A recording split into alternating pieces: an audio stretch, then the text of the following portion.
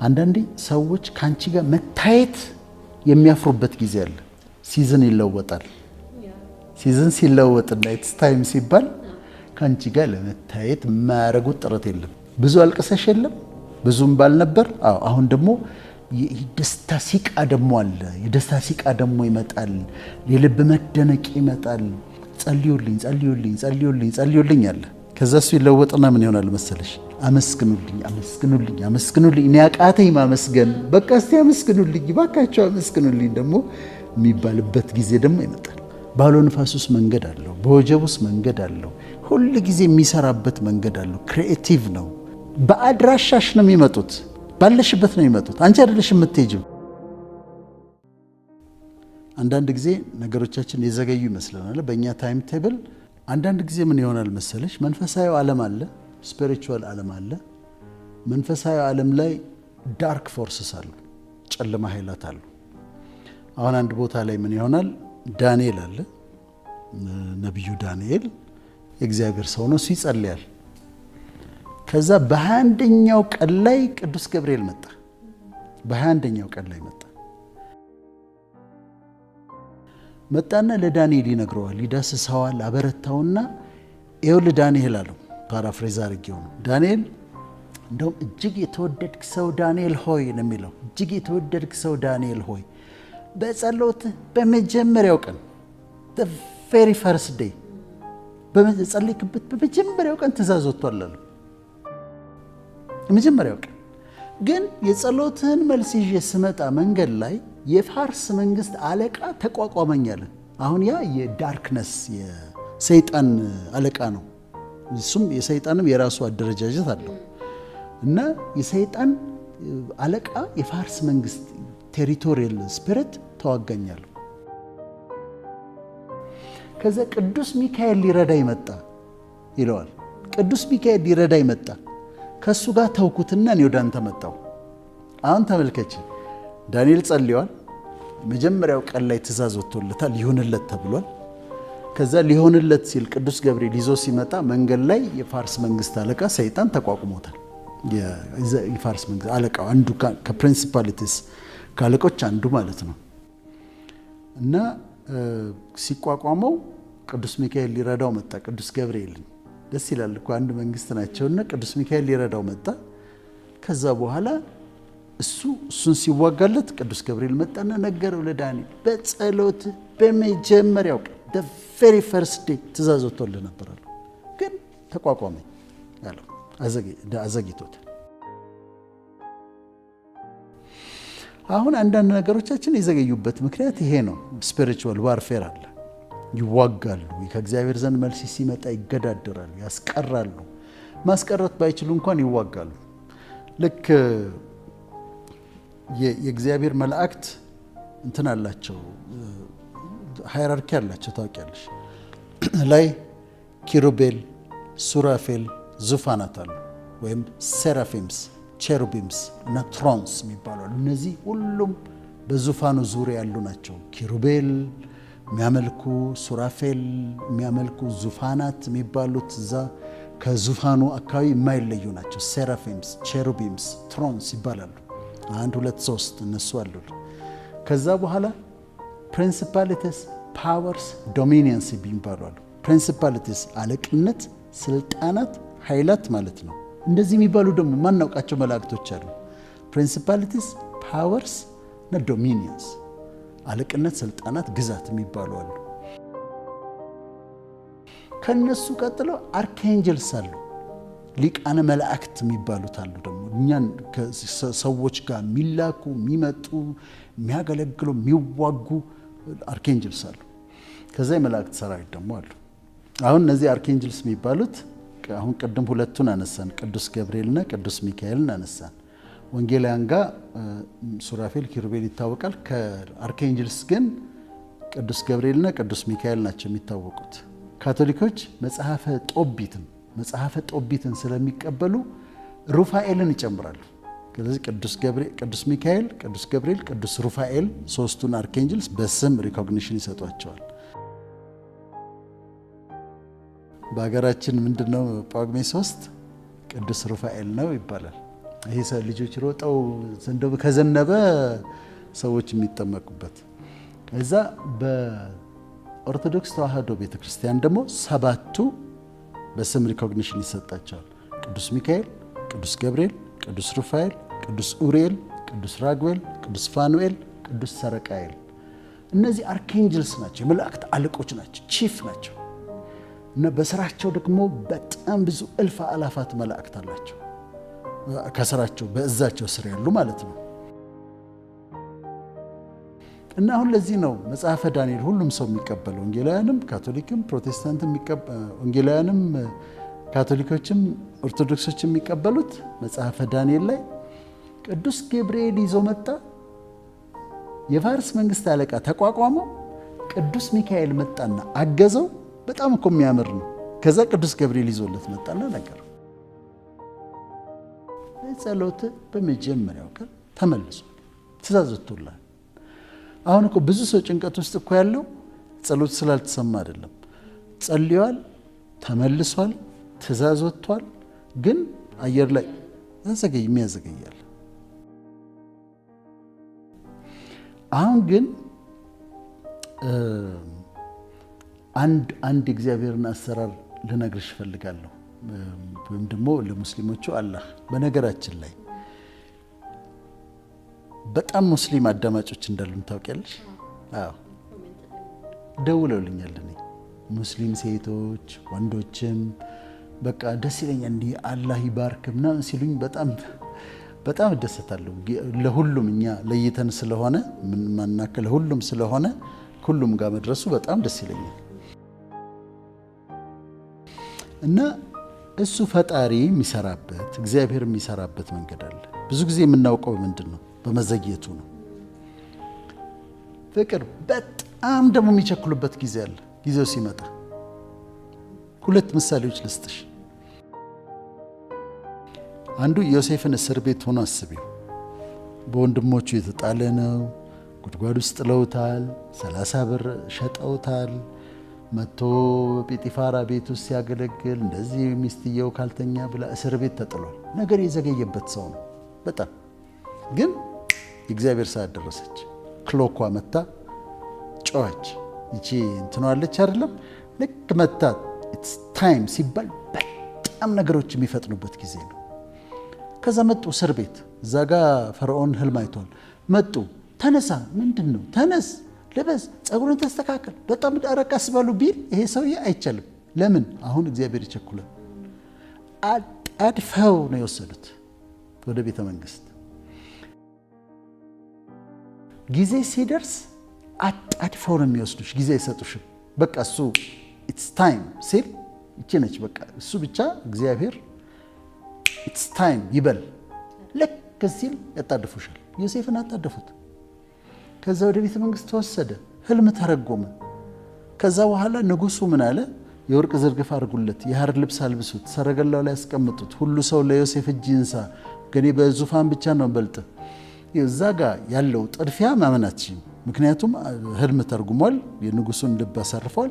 አንዱ የሐር ልብስ ያለብሰዋል፣ አንዱ የወርቅ ዝርግፍ ሊያረግለት ይታገላል። አንዱ ሰረገላ ይሄ ነው ይለዋል። አንዱ አስናት የምታገባት ሚስት ይችነች ይለዋል። አንዱ ቢሮ ይሄ ነው ይለዋል። አንዱ አሁን ወደ ህዝቡ እንውጣና ህዝቡ እጅን ሳይላል ያጣድፉታል። ኢትስ ታይም ሲባል አሁን ጊዜው ነው ሲባል ትጣደፊያለሽ።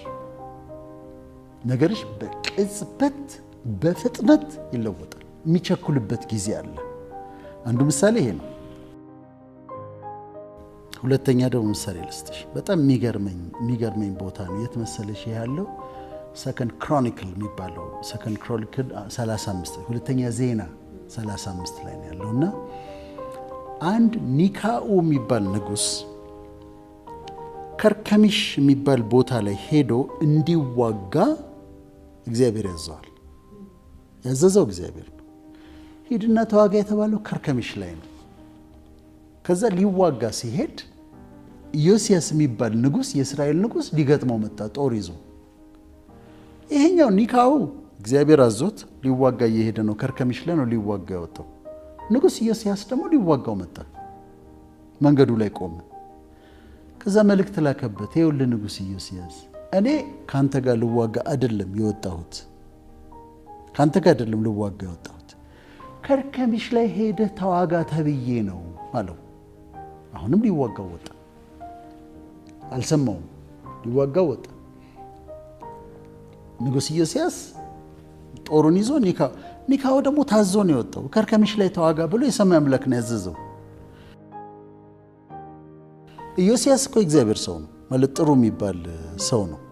ሊዋጋው መጣ። ኢዮስያስ እኔ ካንተ ጋር ልዋጋ አይደለም የወጣሁት፣ እግዚአብሔር ከርከሚሽ ላይ እንድዋጋ አዞኝ ነው፣ ዞር በል አለው። ከዛ እንደው ምን ይለዋል መሰለሽ? ኒካው ነው ንጉሥ ኒካው ነው የሚለው እግዚአብሔር እንድቸኩል አዞኛል፣ ዞር በል አለው። አሁንም ዞር አልልም አለ። ይለምነዋል። እግዚአብሔር እንድቸኩል አዞኛል፣ ከኔ ጋር ያለው እግዚአብሔር እንዳይገልህ አለው። መጨረሻ ላይ ከኔ ጋር ያለው እግዚአብሔር እንዳይገልህ ዞር በል አለው። እምቢ አለ። በቀስት መታው። ለምን? እግዚአብሔር ቸኩሏል። አሁን ገብቶሻል? ያ ሰውዬ በእግዚአብሔር ፕላን ላይ ነው የቆመው፣ በእግዚአብሔር እቅድ ላይ ነው ፊቱ ላይ የቆመው። የፈለገ መልካም ሰው ቢሆን እግዚአብሔር እንዲቸኩል አዞኛል፣ ዞር በል፣ እኔ ካንተ ጋር አይደለም ጠብ፣ እዛ ከርከሚሽ ሄጄ ልዋጋ ነው ታዝዤ ነው ብሎ ቢለው፣ እግዚአብሔር እንዲቸኩል አዞኛል ቢለው፣ ከኔ ጋር ያለው እግዚአብሔር እንዳይገልህ ቢለው እምቢ አለ። ከዛ በቀስት መታው። ኢዮስያስ በቀስት መቶ ሞተ። ጋሬጣ ስለነበረ ጋሬጣ ነበረ። በሚቸኩልበት ሰዓት እግዚአብሔር ታይም ብሎ ላንቺ የሆነ ነገር አዞ መንገድ ላይ ለሚቆም ሰው ወዮለት፣ ችግር ውስጥ ነው የሚገባው። በፊት ሆኖለት ሊሆን ይችላል፣ ግን ያንቺን ነገር ለማከላከል የሚሞክር ሰው ያቺ ችግር ውስጥ ይገባል። ምክንያቱም አሁን እሱ ቸኩሏል፣ ነገሮች የሚሆኑበት ነው። ሲቸኩል በፊቱ የሚቆም ማንም የለም። ማንም ሰው በፊቱ የሚቆሙ ወዮላቸው።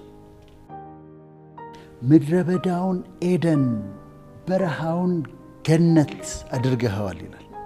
ምድረ በዳውን ኤደን በረሃውን ገነት ያደርገዋል። አሁንም ለተመልካቾቻችን የምሰጣቸው ተስፋ ይሄ ነው። እንዲሆንላቸው የምፈልገው ምጸልየው እምመኘው ይሆንላቸዋልን ብዬ የማምነው እነዚህ ቪዲዮዎች እንዴት እንደሚሰሩ ታውቂያለሽ። ማየት ያለበት ሰው ያያቸዋል ቪዲዮቹን፣ እንደዛ ነው።